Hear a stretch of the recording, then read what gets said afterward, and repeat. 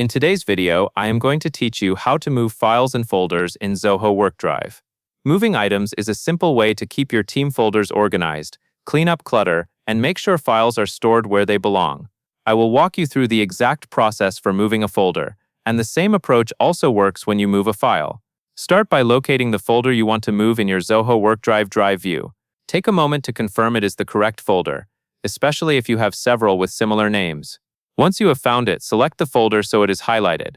Selecting the folder first is important because Zoho Workdrive applies your next action to whatever is currently selected.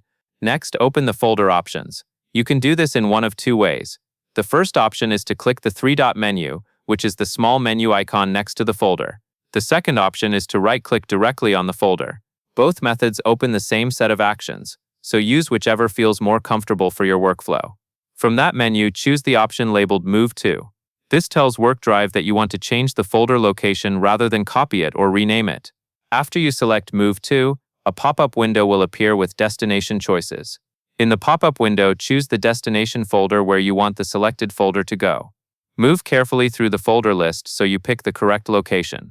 If you manage shared team folders, make sure you are moving the folder into the right team space or parent folder, since that affects who can access it and how easily others can find it later.